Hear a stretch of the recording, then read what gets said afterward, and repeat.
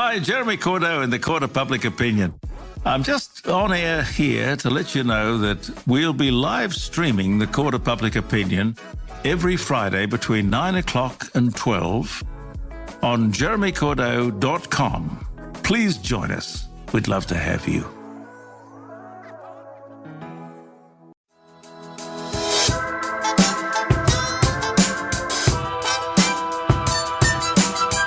Talking About Marketing is a podcast for business owners and leaders, produced by my dad, Steve Davis, and his colleague at Talked About Marketing, David Olney, in which they explore marketing through the lens of their own 4 Ps: person, principles, problems, and perspicacity. Yes, you heard that correctly. Apart from their love of words, they really love helping people. So they hope this podcast will become a trusted companion on your journey in business. David, have you ever been to a casino?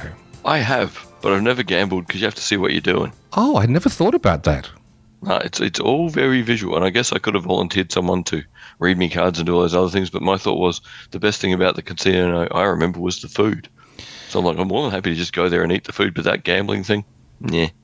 I'd love to be the person who's your card reader and actually read them out loud so everyone can hear them. Yeah, that's really going to be helpful for my bank balance.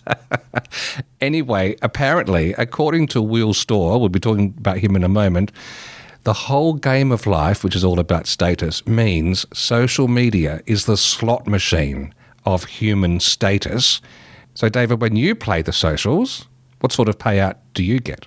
I get at least all my money back because I only put things up that I think will make people happy or that will give them something new to do. So for me, it's win-win. Ding, ding, ding. I think we have an outlier here. Let's explore that in just a moment. Our 4 Ps. Number 1, person. The aim of life is self-development, to realise one's nature perfectly. That is what each of us is here for. Oscar Wilde. In the person segment, I wanted to share some insights that I gleaned from Will Storr. Now, Will's written a fascinating book. I've listened to it once and it's on my repeat list. I want to listen to it again. It's called Status Games. And the basic thesis is that life is a game of status, of constantly searching for where we sit compared to the other people around us. And also the other side of that coin is the connection we have or we don't have with them. And it's actually really interesting, David, when you apply this as a lens to look at life, a lot of it actually makes sense. It sort of makes sense, but I will argue that his fixation on status kind of misses the point that all of life is a balance between status and what value you add. And the more you're down the status side, the more it never ends. The more you're on the value side, the less status ends up mattering. You haven't tackled his book yet, have you? No, I read the one before, which I really liked, and I read the description of the status book and went, well, there's no mention of value, so I'm not real sure why I'd be interested. Well, I think it's because, if I was Will Storr, what he'd be saying is, I hear you, David. The trouble is, it's not what happens in the real world for most people. We don't tend to get past this value thing because we're so hyper-engineered to be reading the room all the time. And along comes social media, along come these smartphones that are welded to our hands and our eyes and our attention, that lovely, more appropriate goal of value is obscured. And interesting. And I think this is where you're both saying the same thing. You're at a further point, and he's explaining why we're not getting to that point. Because he said there's a 2019 survey they did. I imagine in America, smartphone users checking their phones on average 96 times a day, which is about once every 10 minutes, and which was a jump of 20% over the previous survey 2 years prior. And also, 23% of users of smartphones check them within 1 minute after waking up. And he even confessed that he found himself, he'd go on a lovely walk in the country with his wife and his dog, and he couldn't help it. his hand would reach for the phone every few minutes to just grab and open up a social media app and do a bit of a scrolling. And I don't think there are many people listening here who would say, oh, that's so foreign. I think there's a lot of us caught up in that. And where he takes his explanation in this book is focusing on the work of B.J. Fogg, an American social scientist and also founder of Stanford University's Behavior Design Lab, which was originally called the Persuasive Technology Lab. And he's one of the masterminds who have helped social media companies hardwire their sites into our hunger for status. And he points at the signs of the status games that we see on social media. And I'll note, David, they're very different to the game you play on social media, but he says there are success games, which is the selfie takers and the humble braggers. And I must say, my blog about humble bragging on LinkedIn still continues to be the most read blog post on our site. Virtue games, the wellness gurus, the digital campaigners, the virtue signalling, and the dominance games, the mobbers or the cancellers who like to whip themselves up into a frenzy. And so what he notes is that the everyday striving that once also happened online as part of the cut and thrust of life, perhaps in the more balanced way that you alluded to earlier, David, was actually intensified by these technologists who tweaked the rules, the symbols on these places, starting with LinkedIn and then working their way through all of them to make them madly competitive and highly compulsive.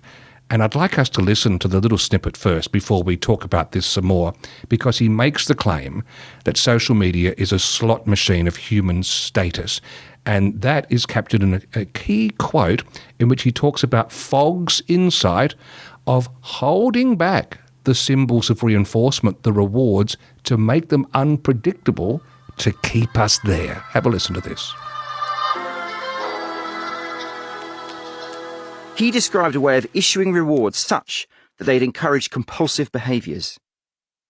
If a programmer wanted to create a certain action in the user, they should offer a symbol of reinforcement after they'd performed the desired target behaviour. But here was the trick. The positive reinforcement would be inconsistent. You wouldn't always know what you were going to get. To strengthen an existing behaviour, reinforcers are most effective when they are unpredictable, Fogg wrote in 2003. Playing slot machines is a good example. Winning a payoff of quarters streaming into a metal tray is a reinforcer, but it is random. This type of unpredictable reward schedule makes the target behaviour, in this case gambling, very compelling, even addictive. The story of Fogg's lab is relatively well known amongst those with a backstage interest in social media. The idea of turning phones into slot machines came about before smartphones even existed. It certainly appears to have worked. But there seems to be a missing piece to the theory. It's not clear the technologists are fully aware what their users are actually gambling with. Social media is a slot machine for status. This is what makes it so obsessively compelling. Every time we post a photo, video, or a comment, we're judged. We await replies, likes, or upvotes, and just as a gambler never knows how the slot machine will pay out, we don't know what reward we'll receive for our contribution. Will we go up? Will we go down? The great prize changes every time. This variation creates compulsion. We just want to keep playing again and again to see what we'll get. The simple act of using social media can be a foggish trigger, compelling us to play. We all want status, and seeing others receive it creates an urgency to grab some for ourselves. If we do well in the game, significant symbols of status may accrue to us. More followers and elite followers, including celebrities, some of whom we might even get to know. To me, everything seems to make sense with what he's pointing at, David. Do you get that mechanism? The unpredictability of the reward keeps us holding on. Will it be this one? Will it be next one? Not many of us can go past that connection. It is very powerful, and it's perhaps one of the only things that makes it easier being blind, is most of the addictive aspect of we're not giving you gratification yet, we're not giving you gratification yet on social media is predominantly visual. Like the little bing bong noises aren't appealing. It's clearly the bright, pretty pictures that are. So I'm very lucky that the principal tool of destruction in social media has no impact on me. And I can just look through it and go and see, oh, it's just like a slot machine. 90% of the time you're going to lose. The 10% you win is going to be random. And the more hours you spend on it, the more fixated you'll be on status. The more fixated you are on status, the less you do to enhance your value with people in the world, and the less value you feel you have, the more you feel you need status, so the more you end up in the slot machine. So it's a horrible catch-22. Look, it is. And it's the clever in inverted commas, device of making it unpredictable, because they expose your content to different people at different times, which means you're not guaranteed that bevy of sweet likes and comments because they're making it erratic. That's one thing, but I remember Sam Harris a few years ago interviewing one of the people deep in Silicon Valley, and it wasn't just the unpredictability. They deliberately, this is Twitter he was talking about, when you go to refresh your mentions column to see if you've been mentioned or liked by anyone, they deliberately put a 2 or 3 second delay so you have to wait to build that anticipation. That's not humans being good to other humans. No, there's a reason why just about every interview with every senior person in Silicon Valley, you get the same thing about children and devices, and that is that none of these people let their kids have devices until they're at least 15, and then only for limited hours per day. Because they all know that these devices have been engineered to be profoundly destructive. So for this person segment, I think what triggered me to share this is just to increase our awareness that this is happening, because that at least gives us one modicum of capacity to try and hold back and maybe redirect some of those energies away from the habit. What would you suggest, David? Well, I think I'd add something for the small business people who are listening, and that is there's a reason why a lot of social media doesn't really help your small business, because the nature of the device is not designed to help your business. It's designed to addict people to the device. So there's a reason why a reasonable post about a nice day that your clients had or a win that you had in your business doesn't really resonate with people for very long, because it can't. Because that's not the point of the device and the pieces of software. The point of the device and the pieces of software is to keep them addicted to flicking in pretty pictures, not to valuing your one thing and going, I've had enough, I can like that and now go back to normal life. Wow, that dovetails nicely with what we're going to talk about at the end of the next segment. So perhaps we'll strap in and get ready for that. Are you going to push like on that comment, David? No. Our 4 Ps. Number 2, principles. You can never be overdressed or overeducated. Oscar Wilde.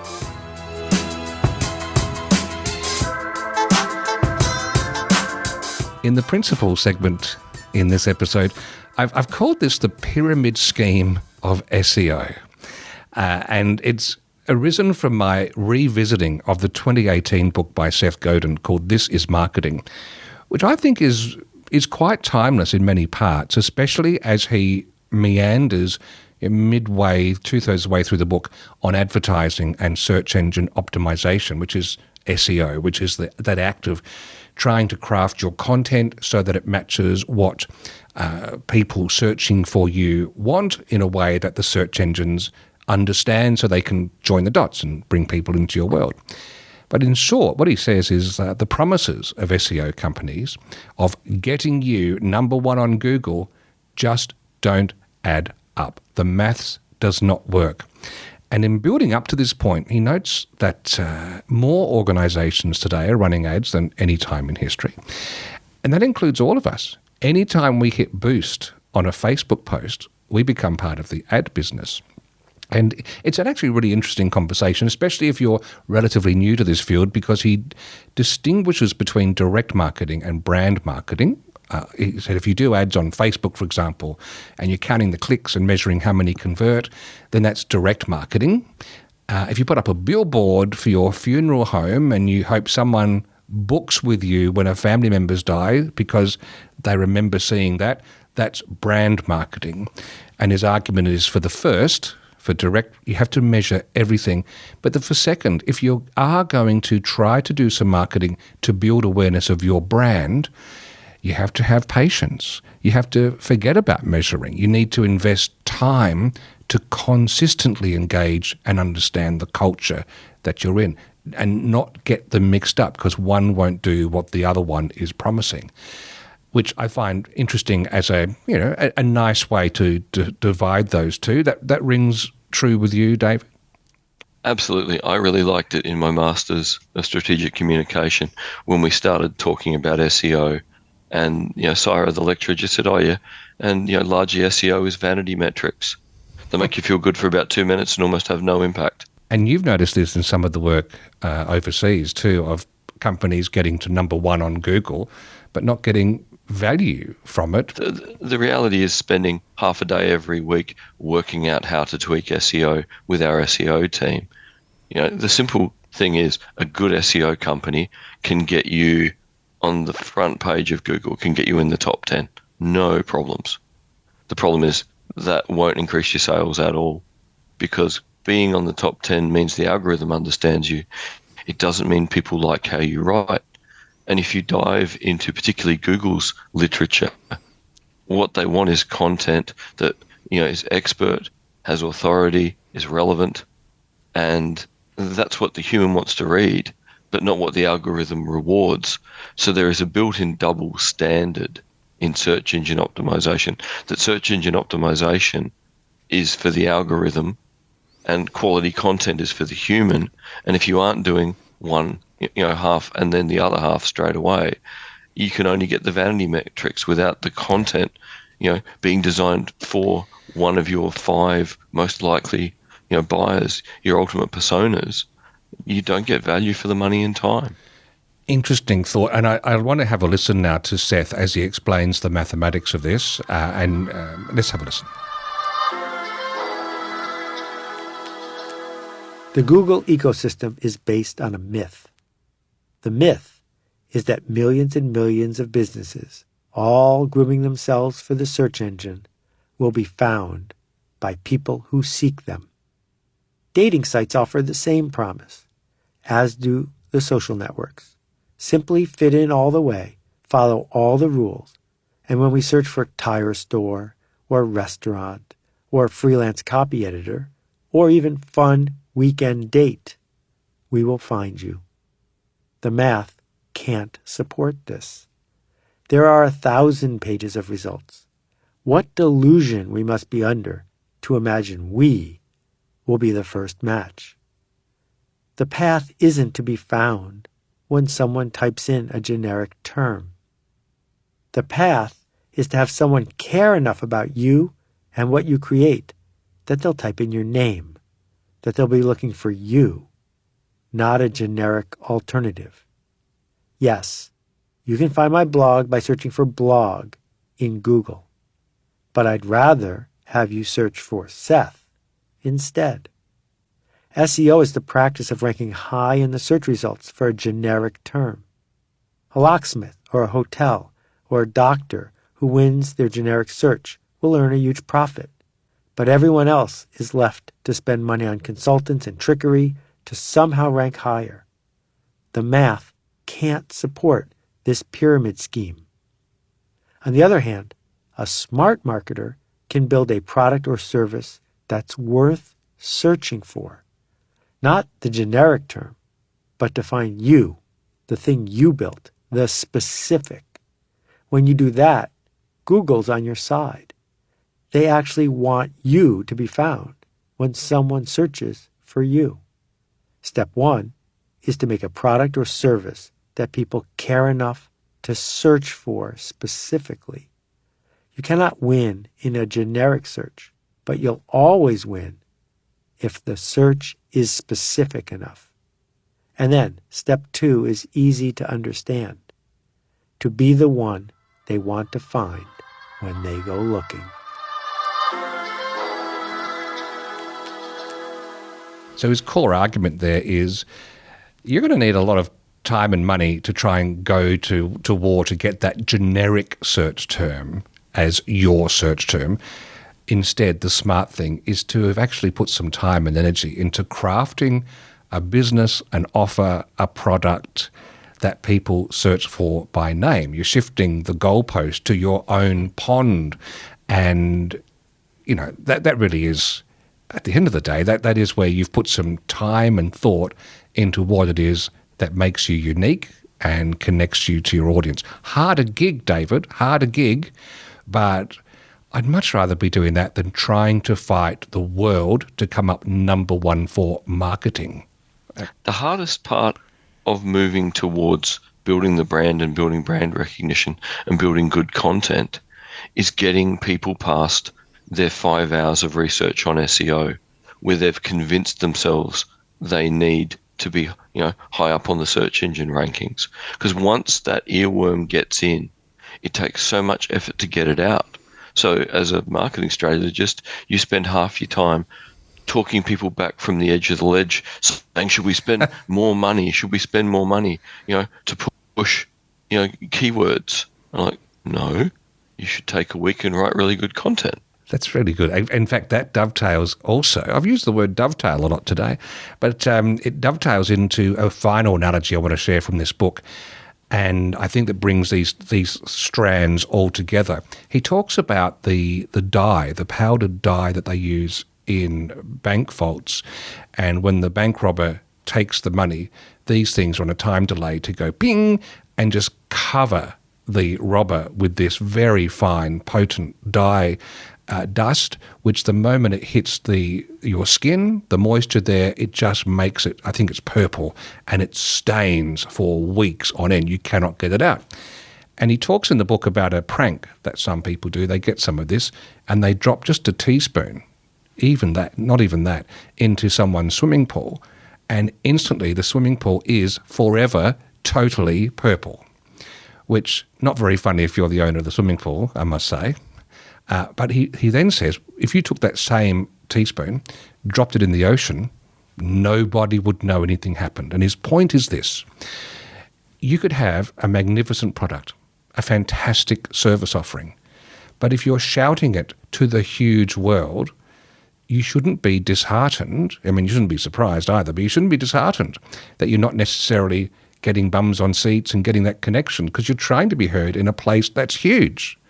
Instead, if you ponder, where is my swimming pool? Where is that small group of people who care the most, where I can have some impact and get known there? From that momentum, you can then look at another swimming pool, and one day you might be a river or a big lake or even an ocean's worth of impact. David, your thoughts? It resonates much better, and that is, know who your first core group of customers are. And once they are really supportive and they're referring people, then decide if you want a second product. Okay, don't launch the second product or a variation of your first product until you've recognized who the group of people are and already started talking to them, already started to be seen as an expert or an authority. So always build the connection with community if you have the time and opportunity before you then present a product to them, because you will build trust faster as an expert lending assistance with suggestions. Oh, look at this, have a look at this. This is a good idea to think about these 5 things. Provide that useful expertise before you try and persuade people to spend money. If you just copied that sentence down that David just said and put that into Google, I wonder what would come up first. Depends who's paying for the ad. Our 4 Ps. Number 3, problems. I asked the question for the best reason possible. Simple curiosity. Oscar Wilde. In the problems section, the mailbag section, I just have something that I think we've mentioned once before, but it came to new focus again, and that is checking those passwords. Yes, even that one. And by that I mean had a situation where a client had an old Hotmail account, email account, as the source of authority for his Facebook account, and discovered, to his horror, because he's not very not active on socials, that had been compromised, allowing some ne'er-do-wells to gain access to that email account, and then his Facebook account, and then his Facebook page, which had payment methods linked up to it, and they have had a little bit of a spending spree at his expense. And so all I want to mention in this segment at this time is, yes, it's a pain in the absolute butt. But if we have old Hotmail accounts, Yahoo accounts, old Gmail accounts, and they're connected in any way, shape or form to anything to themselves, let alone anything of value, meaning banking, your social media accounts, your email accounts themselves, please make sure the passwords are nice and tight and complicated. And also, wherever they give you the chance, yes, it's another pain, but please turn on the two-factor authentication. So at least if someone tries to log in or reset a password, you get alerted and you get the chance to veto that before it's too late. Yeah, two-factor authentication is your friend. And if you're going to have the phone with you to check it 96 times a day anyway, how hard is it to get that 6-digit code and enter it to make sure that things stay secure? Great callback. Our 4 Ps. Number 4. Perspicacity. The one duty we owe to history is to rewrite it. Oscar Wilde.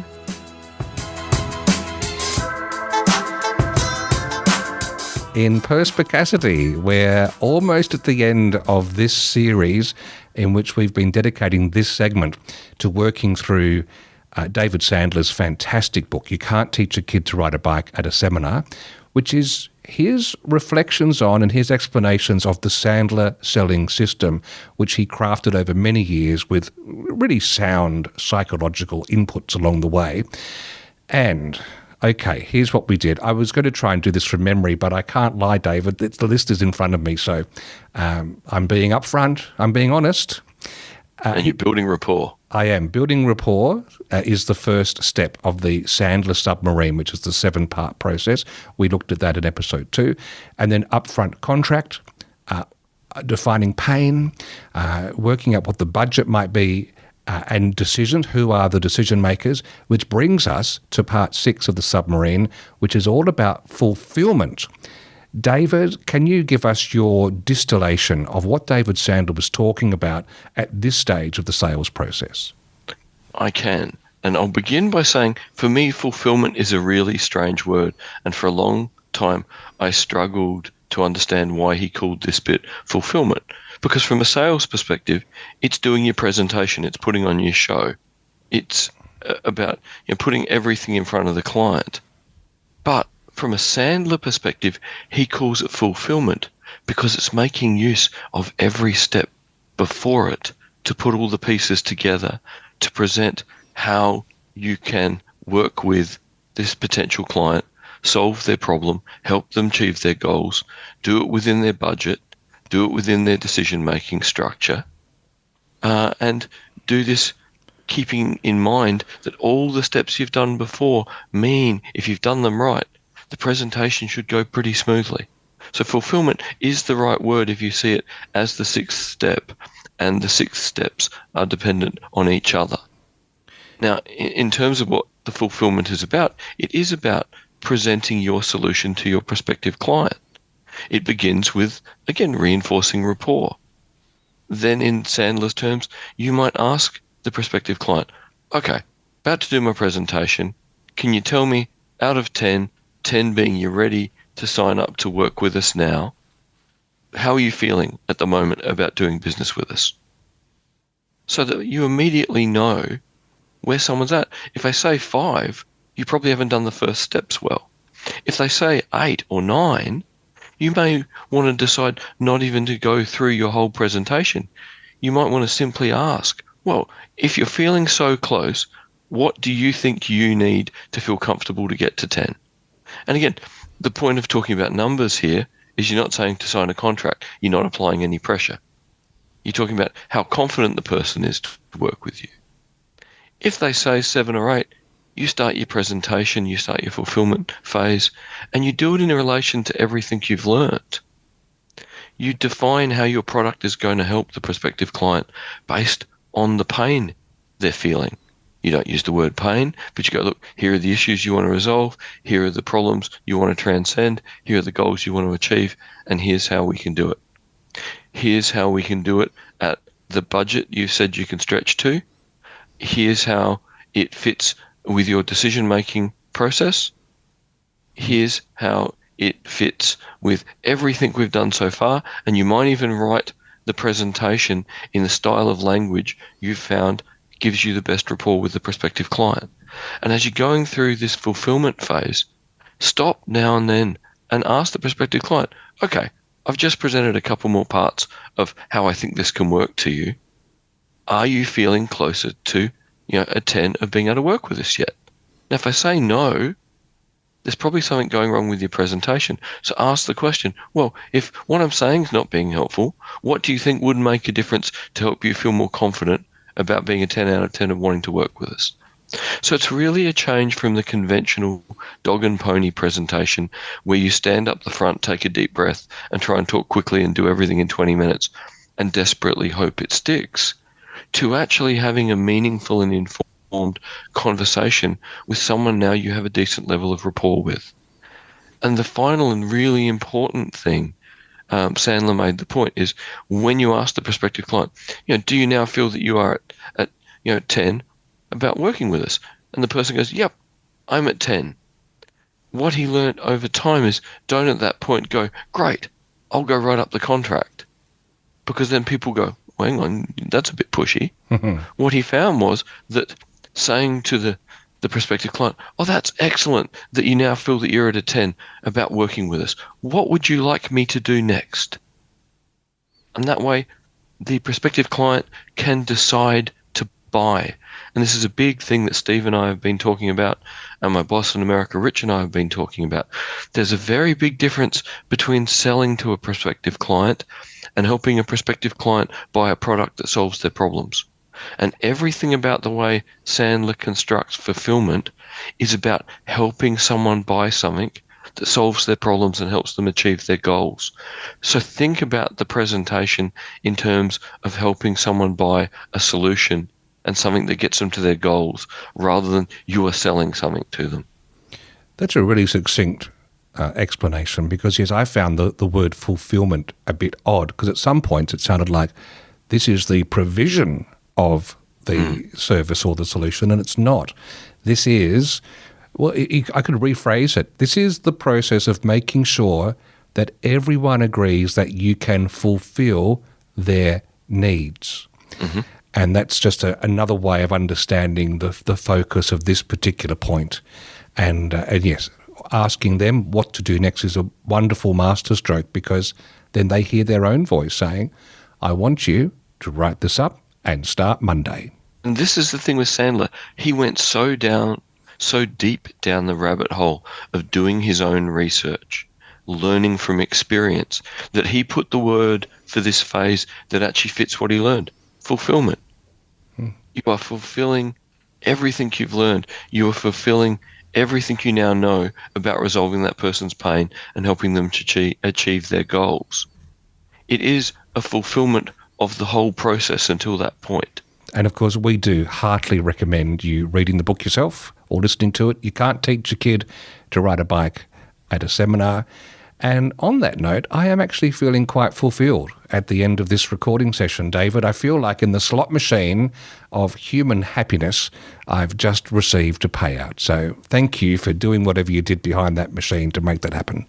I got a crowbar and manipulated it so that we're now at least 50-50, which is the point of reading Sandler. Thank you for listening to Talking About Marketing. If you enjoyed it, please leave a rating or a review in your favourite podcast app. And if you found it helpful, please share it with others. Steve and David always welcome your comments and questions, so send them to podcast@talkedaboutmarketing.com. And finally, the last word to Oscar Wilde. There's only one thing worse than being talked about, and that's not being talked about.